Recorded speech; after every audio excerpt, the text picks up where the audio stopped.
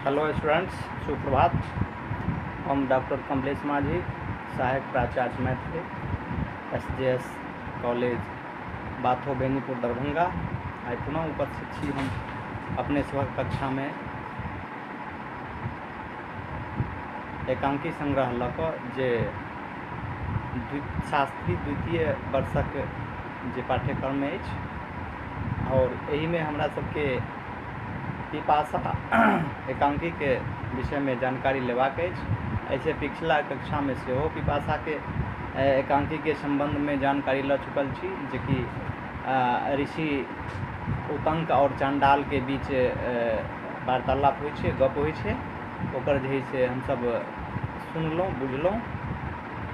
आइ हम एही कड़ी में आगे जे है से चलै छी, जे पुनः ऋषि और चांडालक बीच जे गप होइ छै ओकरा जे से श्रवण करी, सुनी और बुझी। पिछला कक्षा में जे हम सब देखने रही जे चांडाल और ऋषि उतंक के बीच गप होइ छै, एहिमे उतंक ऋषि कहै छथिन तो अस्पृश्य भऽ कऽ एक ब्राह्मण से आग्रह कऽ रहल छ, साधारण शिष्टाचारक सीमा उल्लंघन कऽ कऽ धृष्टताक परिधि में परिणित भऽ रहल छ। शास्त्र में जकरा स्पर्शो करब निषेध छै, तकर छुइल जल कोना ग्रहण करू। ये ऋषि उतंक के द्वारा कहल जाय छै और एहिसे पहले चांडाल के द्वारा जे छै पानी पीबा के लेल आग्रह कयल गेल रहे। वही आग्रह के अस्वीकार करैत हुए ओ जैसे देखबै छथिन जे हमसब ब्राह्मण जे छै चांडाल के हाथ से नहीं पी सकै छी। तखन फेर चांडाल कहै छथिन जे अपने तो महान ज्ञानी छी, तथापि एक बात अवश्य कहि सकै छी जे हमहूँ मनुष्य छी, अर्थात अहूँ मनुष्य छी, हमहूँ मनुष्य छी। प्रत्येक मानवक धमनी में एके रंगक रक्त प्रवाहित होइत छै, एके रंगक क्षुधा, पिपासा, भय, प्रसन्नता होइत छै। अपने अनुभव करी वा नहीं, अपने अनुभव करी वा नहीं।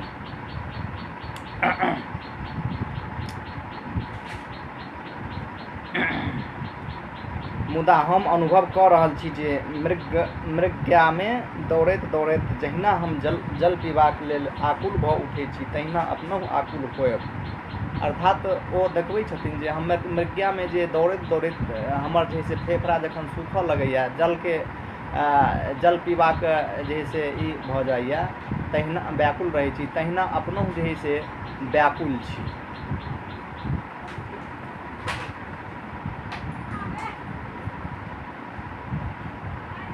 की ई असत्य थिकै मुनिवर, कि एखनो अपनेक अंतर्मक यही मशक में भरल जल के लुब्ध आँखिए नहीं देख रहल छी, कि एकदम में तृष्णा नहीं जाग गेल अछि। उतंक तो सत्य से दूर नहीं छ। उतंक फेर जे से कहै छथिन जे तो सत्य से दूर नहीं छ। तखन फेर चंडाल कहै छथिन जे मनुष्यक अंतर वेदना अनुभूति एक मनुष्य कऽ सकैत अछि, एक मनुष्य के कऽ सकैत अछि। ताहू में ओ मनुष्य जे साधारण मानवत धरातल सँ ऊपर उठि महामानवक पथ पर जा रहल अछि, ओकरा तो सब भावक उदय होबाक चाही। देखियो चंडाल के द्वारा कतेक जे है से मतलब प्रगतिशील सोच कहै छै एकरा, जे ओ कहै छथिन जे मनुष्यक अंतर वेदनाक अनुभूति एक मनुष्य कऽ सकैत अछि। मनुष्य के अंदर में जे वेदना छै ओकरा तऽ मनुष्य ही कऽ सकै छै। ताहू में ओ मनुष्य जे साधारण मानवत्वक धरातल सँ ऊपर उठि महामानवक पथ पर जा रहल अछि। अर्थात अहाँ जे अपने मानव सँ उठि कऽ महामानव के ओर नहीं, महामानवक पथ पर जा रहल छी, ओकरा में तो सब भावक उदय होबाक चाही, अर्थात अहाँ में सब भावक उदय हेबाक चाही। उतंक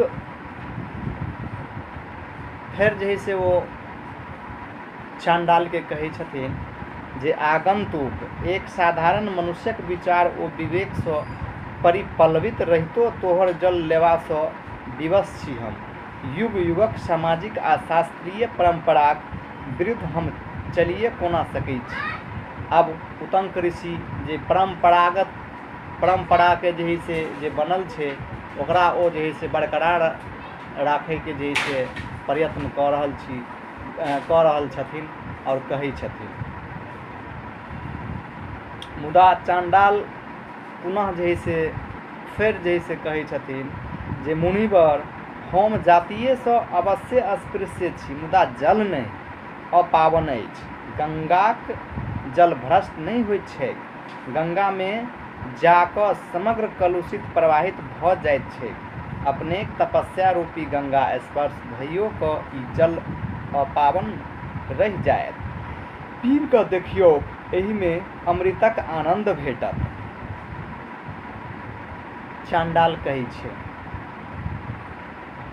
तखन फेर उतंक ऋषि कहै छथिन, चांडाल तो एतेक हठधर्मी किएक भेल जाइ छ, एना दुराग्रह किएक कऽ रहल छ, एक तपस्वीक वचन उपेक्षा किएक।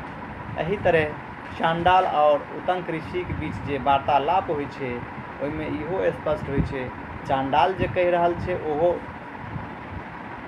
ओहो उक्ति ओहो वाक्य सत्य छै, मुदा उतंक ऋषि द्वारा जे परंपरा छै, जे शास्त्र छै, शास्त्रीय विद्या में ओ जे से निपुण छथिन और ओ बुझै छथिन कि नहीं चांडालक हाथ से नहीं पियल जाइ छै, तैं ओ नहीं पीब रहल छथिन। एही तरह हम एही कथा के एतै समाप्त कऽ रहल छी।